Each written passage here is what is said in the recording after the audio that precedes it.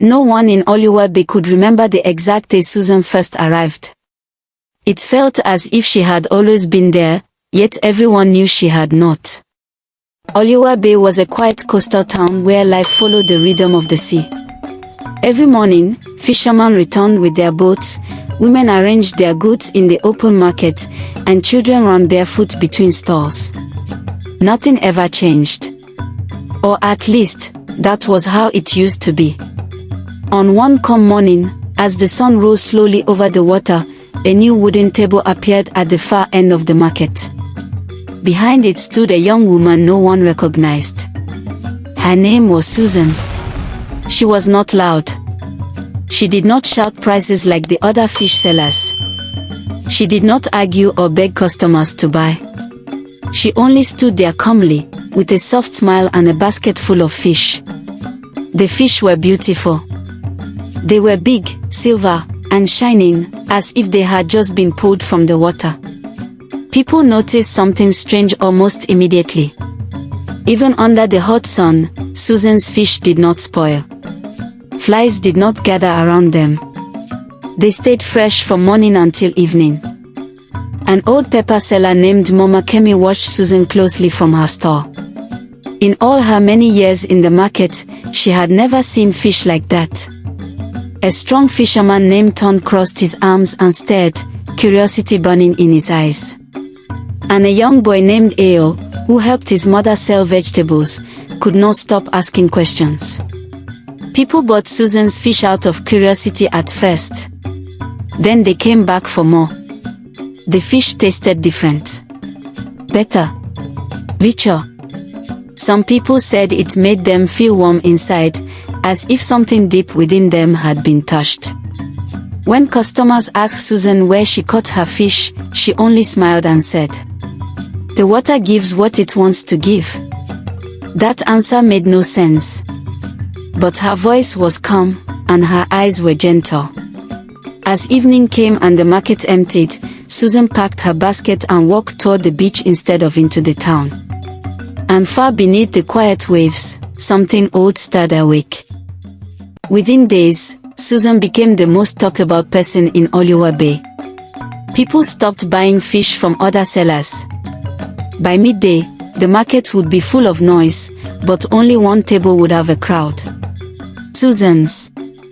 Mama Kemi did not like it. She noticed that the fishermen were returning with fewer fish each day.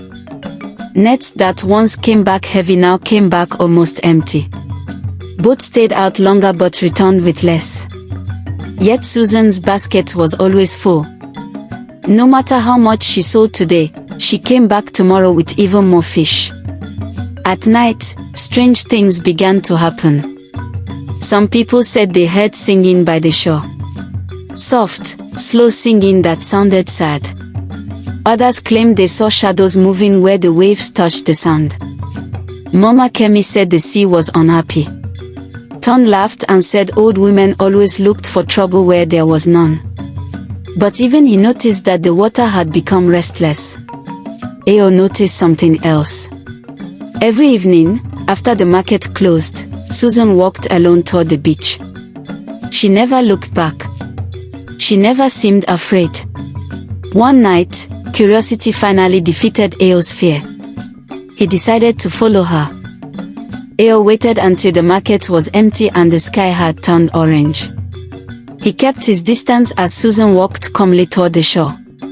She stopped where the waves kissed the sand. Ayo hid behind a wooden canoe, holding his breath. Susan stepped forward. The water rose to meet her. It did not soak her dress. It did not pull her down.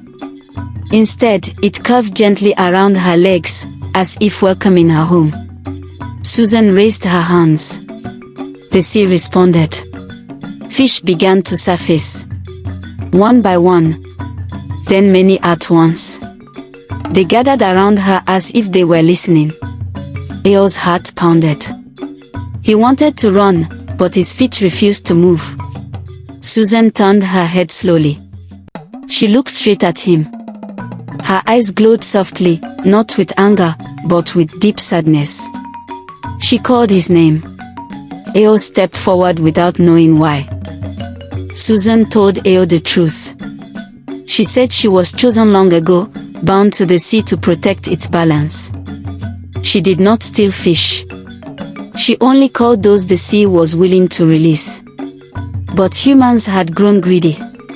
They took more than they needed. They fished without rest. They forgot respect. Susan said the sea had been patient. But patience had limits. She warned Ao to tell the elders. To tell them to slow down. To listen to the water.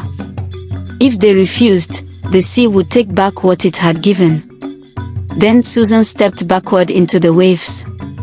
And she was gone. Ao did not sleep well that night. Every time he closed his eyes, he saw Susan standing in the water, calm and powerful, with fish gathering around her like loyal children. Before sunrise, he ran to Mama Kemi and told her everything he had seen and heard. He spoke fast, his voice shaking, afraid that if he stopped talking, courage would leave him. Mama Kemi listened carefully. She did not interrupt. When Ao finished, she sat quietly for a long time. Then she nodded slowly. She said the sea had spirits older than the town itself, and that Susan sounded like a guardian, not an enemy. Together, they went to meet Tond. Tond laughed loudly. He said hunger was real, but stories were not. He said the sea had always been there and always would be. He said a woman selling fish could not control an ocean. When the elders gathered later that day, Ao repeated his story again. Some listened. Most shook their heads. They said fishing was their only survival. They said slowing down meant starving. They said fear should not guide decisions. Susan returned to the market that morning like nothing had happened. She smiled as usual. She sold her fish calmly. But people noticed something different. Her smile did not last as long. Her eyes carried a quiet sadness, like someone who already knew how a story would end. The sea changed that week. Waves hit the shore harder than before. Fishermen complained that their nets tore easily. The wind howled at night, pushing salty air deep into the town. Children woke from sleep crying, saying they heard water calling their names. Still, the town did nothing. They chose comfort over warning. And the sea waited. The first boat did not return on a Thursday morning. At first, no one panicked. Boats were sometimes delayed. The sea could be playful and unpredictable. But as the sun climbed higher and the shore remained empty, worry began to spread. By afternoon, whispers filled the town. By evening, fear arrived. Broken wood floated onto the shore. A torn fishing net followed. No bodies appeared. No answers came with the waves. Susan did not come to the market that day. Mama Kemi stood by her empty table, staring at the sea. Ao stood beside her, silent. Even Tond said nothing. That night, the water roared. Waves crashed against boats tied on land. Wind tore through roofs. The sea did not flood the town, but it made its anger clear. It wanted to be heard. The next morning, fishermen went out again, hoping the loss was a warning and nothing more. Only 2 boats returned. Their nets were empty. Their faces were pale.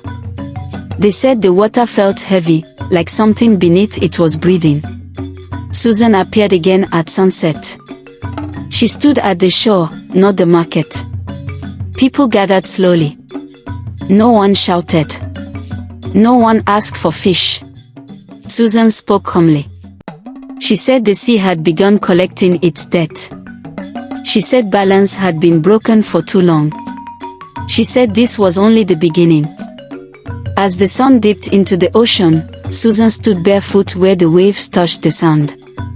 The people of Oluwabe formed a wide circle around her, leaving space between themselves and the water, as if it might reach out at any moment. Susan spoke clearly so everyone could hear. She said she was once human, born near the sea many years ago. She loved the water, respected it, and listened to it. When the sea grew weak from human greed, it chose her to protect what remained. She did not belong fully to land or water anymore. She explained that she never sold cursed fish. The fish she gave were gifts meant to remind people of the sea's generosity. But generosity had been mistaken for weakness. Susan said the sea had warned them many times through storms, empty nets, and restless nights. Those warnings were ignored. Now the sea was tired. She said she could not stop what had already begun. But she could guide what came next. If the town chose respect, the sea would heal slowly. If not, it would take everything. No one spoke. The waves roared in and out behind her, calm but powerful, like a giant holding its breath. Susan gave them 3 days. 3 days to decide whether they would change. She asked the fisherman to rest the sea, to fish less, to stop throwing waste into the water, to treat the ocean like a living thing, not a basket without a bottom. The elders argued through the night. Some said change was possible. Others said fear was controlling them. Ton stood and said the sea belonged to no one. He said strength, not caution, had built the town. He said he would prove the sea could not be controlled by stories. Susan listened silently. Before leaving, she looked at Eo and Mama Kemi. She said the sea always remembers those who listen. Then she walked into the water and disappeared. On the 3rd night, Ton went out alone. He took his strongest boat and his biggest net. He said he would return with proof that fear was unnecessary.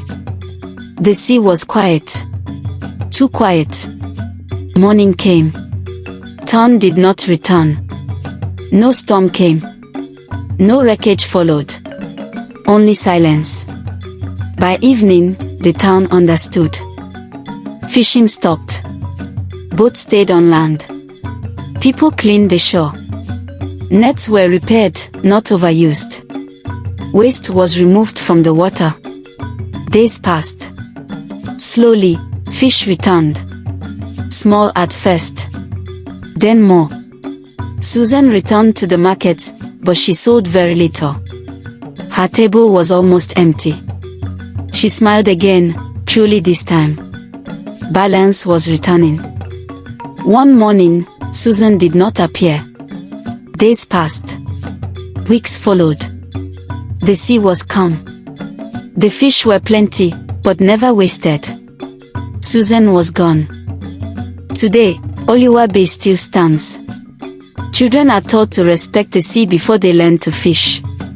At night, when the waves sing softly, some say they see a woman standing where water meets land.